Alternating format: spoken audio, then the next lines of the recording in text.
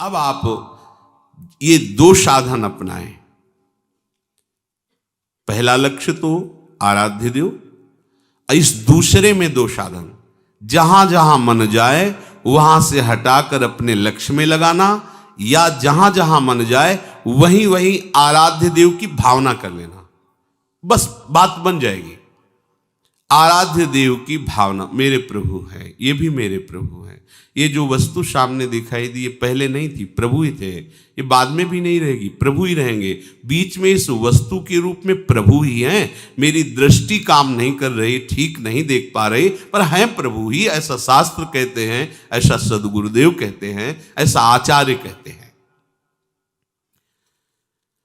साधक प्रातः काल जब उठे तो गुरुदेव को प्रणाम करके निश्चय करे कि आज हम पूरा का पूरा समय आराध्य देव में लगाने की चेष्टा करेंगे। जो पूर्व में हमसे त्रुटियां हुई हैं उनको आज नहीं करेंगे। अब नहीं करेंगे ऐसी बात नहीं, हमें वर्तमान को संभालना है, तभी आपके अंदर सामर्थ्य आएगी। आज से कभी नहीं करेंगे तो आप हो सकता है न चल पाए, क्योंकि आप में इतनी संकल्प पवित्र बुद्धि नहीं है, इतना जोर का संकल्प नहीं है कि आपने कह दिया कि आज के बाद नहीं करेंगे तो ये भीष्म प्रतिज्ञा हो गई। आप में नहीं है ऐसी सामर्थ्य। यद्यपि आप सामर्थ्यवान हैं, पर अपनी सामर्थ्य को भूल चुके हैं। तो क्या करें? हम मन के ऊपर बोझा ना डालें कि आज के बाद कभी नहीं करेंगे। हम आज का नियम लेते हैं कि आज प्रातःकालीन गुरुदेव को प्रणाम करके हम ये नियम लेते हैं कि आज शयन तक हमसे कोई भी जो पीछे त्रुटियां हुई वो नहीं होने देंगे। पूरा का पूरा समय भगवत चिंतन करते हुए ही हम कार्य करेंगे। जो भी व्यवहार करेंगे वो अपने प्रभु के लिए करेंगे। ठीक, अगर रात्रि में शयन करते समय हम पुनः इसका चिंतन करें कि जो हमने प्रातःकालीन नियम लिया था उसमें कितनी त्रुटि हुई, ये करना ही चाहिए उपासक को। ओह, आज तो इतना समय चूक हो गई, तो चिंतन करते हुए शयन करें, प्रातःकालीन फिर नियम ले। जो कल त्रुटि हुई थी वो आज नहीं हो। एक दिन साधक देखेगा कि उसका मन असाधन रहित हो गया है, त्रुटि रहित हो गया है। पर आपको जांच करनी होगी, रोज का रोज आपको जांच करनी होगी, रोज का रोज आपको नियम लेना होगा, सुधार करना होगा। ये प्रारंभिक साधन की बात है। तीसरी बात कह रहे हैं, मन को वश में करने के लिए नाम जप सर्व सामर्थ्यशाली साधन है। लक्ष्य श्यामा श्याम, जहां जहां मन जाए वहां वहां से हटाकर लक्ष्य में श्यामा श्याम में लगाना, या जहां जहां मन जाए वहां श्यामा श्याम को देखने की भावना करना। प्रातः काल से शयन काल तक की दिनचर्या को जांच करके उसमें त्रुटियों को निकालना। अब ये निश्चय कर लेना कि नाम हमारा जीवन है। ये बहुत बड़ी बात। जो चाहत है नित्य सुख अरु मन को विश्राम, हित ध्रुव हित सो भजत रहू, पल पल श्यामा श्याम श्यामा श्याम। मन चंचलता रहित हो जाएगा, नित्य सुख का अनुभव प्रकट हो जाएगा। आपको आवश्यकता है प्रतिपल श्यामा श्याम श्यामा श्याम। राधा वल्लभ श्री हरिवंश, राधा वल्लभ श्री हरिवंश। नाम जप सर्वश्रेष्ठ महामहिम भगवत प्राप्ति का, मन को शांत करने का, समस्त कामनाओं की पूर्ति का अचूक उपाय है। अचूक, आपको विश्वास करना होगा, जो चाहिए आपको प्राप्त हो जाएगा। ये 4 दिन की उकताहट वाला भाव मत रखिए, हमको तो इतने दिन हो गए करते हुए अभी कोई लाभ नहीं। दवा चल रही है, अमोघ औषधि है। ये सबसे पहले आपकी दुर्गति का नाश करेगा, पाप का। फिर ये पाप की प्रवृत्ति का नाश करेगा, जहां से पाप पैदा होता है। दिव्य ज्ञान प्रकाशित करके रूप का दर्शन कराएगा, प्रेम की जो चाहिए। जिसने बात समझ ली हृदय से कि मन को वश में करने के लिए सबसे बड़ी अचूक साधना नाम है। गोस्वामी श्री तुलसीदास जी कह रहे हैं, अय जीव तू सदा नाम का अनन्य बन। देखो, जो हमें सदगुरुदेव ने अपना जीवन स्वरूप नाम दे दिया है, हम नहीं जान पाते। छोटी छोटी बातों के लिए हम अवहेलना करते हैं। उनको तो उच्छिष्ट मिलता है, हमको तो उच्छिष्ट नहीं मिलता। जिस थाल में गुरुदेव पाए तो मुख से निकाल के उसमें थोड़ी रखते हैं, तो ऐसे पा रहे हैं। और उनकी उस थाल के उच्छिष्ट का रखना चाहिए महत्व। इतना हम महत्व रखते हैं। अगर हमें जरा सा प्राप्त हो जाता है तो मन नाच उठता है, आज सदगुरुदेव का उच्छिष्ट मिला है। लेकिन हमारी बुद्धि इस बात पे नहीं जाती कि जो गुरुदेव ने सदा अपना जीवन माना है, नाम मंत्र, सदा उसको रसास्वादन किया है, वो अंदर से हमें दे रहे हैं। उसके प्रति आपकी महत्व बुद्धि नहीं हुई। विचार कीजिए, गुरुदेव का वो उच्छिष्ट जो जीवन है, उनका स्वाद लिया है, उसका उसी में है वो, और वो दे दिए, उस पे महत्व बुद्धि नहीं है। हमें क्या दिया गुरुदेव ने? उनको तो स्वेटर दिया है, उनको माला पहनाया है, उनसे हंस के बात करते हैं, हमको क्या? ओहो, ये बाहरी चेष्टाएं गुरुदेव की कृपा मानी जाती है क्या? ये तो विषय संसारी पुरुषों को मिल जाती है। संत उदार दयालु हैं। ये जो आपको नाम मिला, ओहो, इसके अनन्य हो जाओ, गोस्वामी जी कह रहे हैं। और अनन्य का भाव बड़े भाव से, यही हमारा जीवन हो जाए। जो चाहते हैं नित्य सुख और मन को विश्राम, हित ध्रुव हित सो सानुराग रे, राधा राधा राधा राधा वल्लभ श्री हरि। अमृत है अमृत, आप पान तो करो इस अमृत का, चिरंजीवी हो जाओगे। राधा राधा।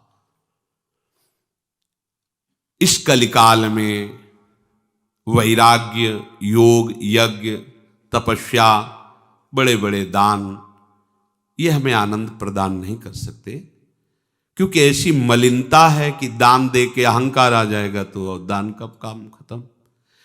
और यज्ञ के लिए पवित्र सामग्री नहीं रह गई, संविधा नहीं रह गई, सब अपवित्र हो रहा है। तपस्या, शरीर ऐसे कमजोर हो रहे हैं कि तप के लायक नहीं कि सीधे प्रकृति का वार झेल सके। और योग तो बहुत ही कठिन है। 8 घंटे 10 घंटे सिद्धासन में बैठे हुए और पद्मासन लगाए हुए आराध्य देव के चिंतन में डूब, बड़ा कठिन है। यहां 30 मिनट एक स्थिति में तो बैठा नहीं जाता है, हिलाना डुलना। 8 घंटे 10 घंटे बिना हिले डुले, कितना कठिन योग है। प्राणों को वश में करके, शरीर को वश में करके, इंद्रियों को वश में करके, चित्त की वृत्ति का निरोध करके परमात्मा चिंतन, कितना कठिन। और वैराग्य, अब कैसा वैराग्य है? हंसी लायक वैराग्य है, उपहास करने लायक। हर वस्तु, हर व्यक्ति जैसे संसार के सुखों में मगन है, वैसे ही हमारा मन भी। तो बाहर से कपड़ा बदलने से हम वैरागी थोड़ी हो गए। राग का त्याग ही वैराग है। वैराग बिना राग का, बिना आसक्ति का, विरक्त, कहीं आसक्त नहीं, ऐसी स्थिति नहीं है। सब जगह से आसक्ति हटा ली तो शरीर में आसक्ति है, अपनी इंद्रियों का दुलार। कहां वैराग? वैराग्य प्रभु के सिवा कुछ और स्मृति में ना आना, यही सच्चा वैराग्य है।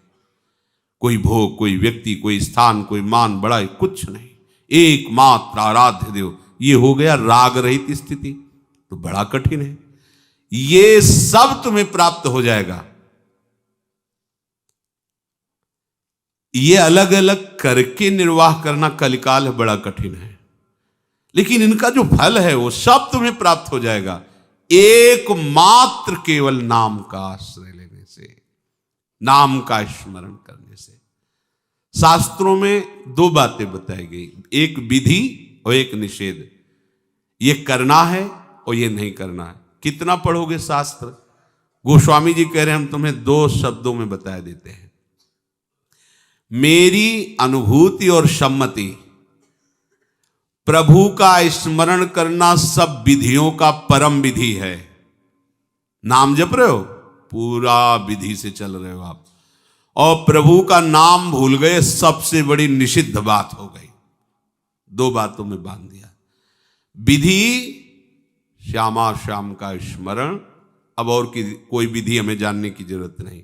निषेध, श्यामा श्याम को भूल गए, इससे बड़ा कोई निषेध नहीं। श्यामा श्याम को भूल जाना सबसे बड़ा निषेध काम हो गया हमारे द्वारा। गुरु के वचनों की अवहेलना, शास्त्र की अवहेलना हमसे हो गई, क्योंकि हम प्रभु को भूल गए। जिस क्षण सबसे बड़ा निषिद्ध कार्य हो गया। गोस्वामी जी कह रहे हैं कि जो नाम है ये महामणि है, और ये जो संसार है ये सांप है। अगर ये कुछ भी तुम्हें सुख दिखाई दे रहा है इसमें, तो उसी आनंद समुद्र के एक अंश का है, और उस सुख का परम सुख नाम, उसको ले लो, संसार से अलग कर लो। जैसे सांप से मणि अलग कर लो तो फण पटक कर मर जाएगा, ऐसे ही तुम नाम शुरू करो, ये संसार मर जाएगा। तुम्हारे चित्त में जो संसार बसा हुआ है ये मर जाएगा। तुम्हारा मन जो विषयों में फंसा हुआ है ये मर जाएगा।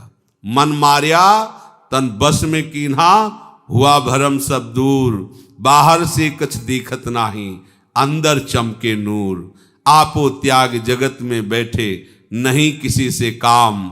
उनमें तो कछु अंतर नाही, संत कहो चाहे राम। वो हो गया, भगवत स्वरूप हो गया।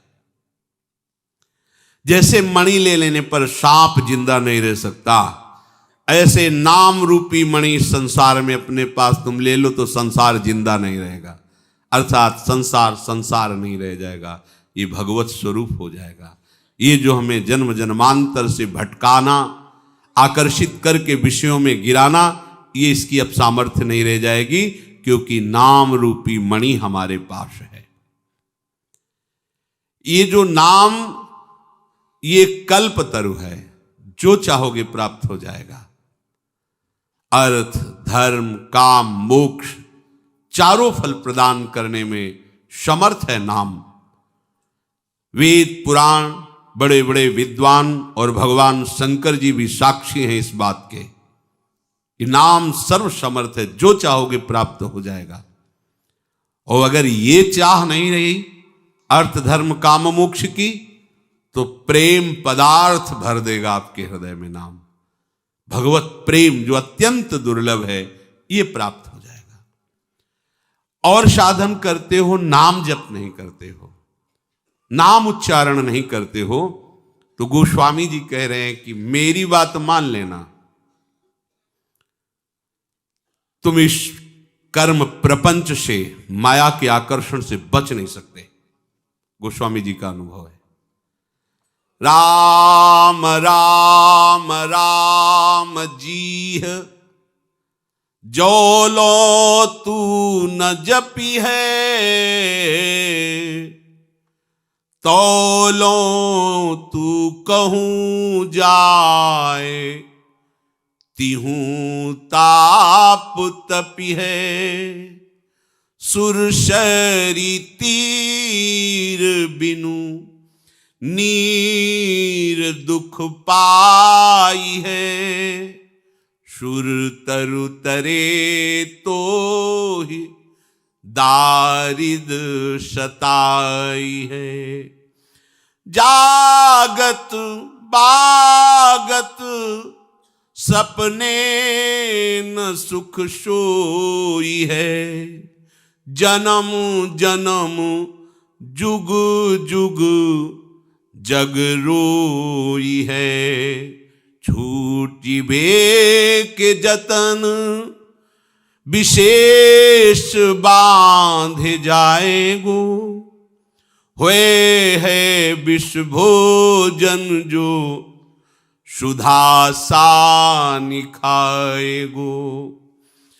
तुलसी तिलोक तिहु काल तो से दीन को, राम नाम ही की गति जैसे जलमीन को। राम नाम ही की गति जैसे जलमीन को। गोस्वामी जी कह रहे हैं, जब तक तू जीभ से नाम जप नहीं करेगा तो मेरी बात मान लेना, तब तक तू कहीं भी किसी भी तीर्थ में कहीं भी भाग कर जा, ये दैहिक दैविक भौतिक ताप तुझे बख्शेंगे नहीं, जलाएंगे, जलना पड़ेगा तुझे। देखो परम धाम में रह रहे हो, प्रिया प्रीतम कहा निज महल, हालत क्या है देख लो हृदय की। तो बात क्या हुई, रसिक शिरोमणियों की आज्ञा का हम पालन नहीं कर रहे। वृंदावन बस गई तो नो बड़ो सयान, जुगल चरण के भजन बिन निमिष न दीजे जान। पलक झपकने के समय को भी नाम से विमुख नहीं जाने देंगे। अब आप देखो गोस्वामी जी कह रहे भाग, कितना भाग, जा भाग के जहां तुझे जाना है, कहीं तुझे शांति नहीं मिलेगी। यदि तू नाम जप नहीं कर रहा तो भाग, किसी के भी पास जा। पूज्य श्री राधा बाबा के पास जब कोई जाता और प्रश्न करता भागवतिक, तो बाबा पूछते कितना नाम जपते हो, जाओ कम से कम 1 लाख रोज नाम जप करो, फिर 1 महीने के बाद आना, प्रश्न करोगे तो हम उत्तर देंगे तो शायद समझ पाओ, नहीं ऐसे तुम्हारी बुद्धि उत्तर नहीं समझ पाएगी। नाम कहीं भी तू भाग के जा, तीनों ताप तुझे बख्शेंगे नहीं, जलाएंगे यदि नाम जप नहीं कर रहा। और सुन ले, गंगा के समीप जाने पर भी तू बिना पानी के तरस कर मरेगा, तुझे पीने को नहीं मिलेगा। आनंद सिंधु मध्य तो वासा, पानी में मीन प्यासी मुझे सुन सुनी आवे हाशी। आनंद समुद्र की यहां रहने पर भी हम आनंद से वंचित हैं, क्यों? क्योंकि नाम जप नहीं है। गोस्वामी जी का यही भाव, सुरसर तीर बिर नीर दुख पाई है। अगर तू सोचेगा कि गंगा जी अंतिम समय हमें मिल जाएंगे, हमारा कल्याण हो जाएगा, तो वहां तक पहुंच नहीं पाओगे। बिना गंगा जल के तुम्हारे प्राण छूट जाएंगे, क्योंकि तुमने नाम जप नहीं किया। पक्की बात है। एक पूज्य श्री भाई जी ने घटना बताई कि एक ऐसे थे कि जो भी सामने जाए उसका नाम बता देना, उसके मन की बात बता देना, तुम इस काम के लिए आए हो, वो सब बता देना। बड़ा उनका यश हुआ कि बड़े सिद्ध पुरुष हैं। भाई जी गए, वहां पहुंचते ही भाई जी ने उनको देखा तो बोले ये तो भक्ति विहीन है, भक्ति तो है नहीं इनके अंदर, पर ये बातें कहां से जान जाते हैं। वो पूरी भीड़ के साथ जब व्यवहार सब हो चुका, एकांत हुए, तो भाई जी शादी पोशाक में रहते, धोती कुर्ता चश्मा। तो पहली दृष्टि में तो सबको यही लगता था साधारण एक गृहस्थ आदमी, थोड़ा पवित्र धोती कुर्ता। भाई जी ने कहा 1 मिनट आपसे बात करना चाहते हैं।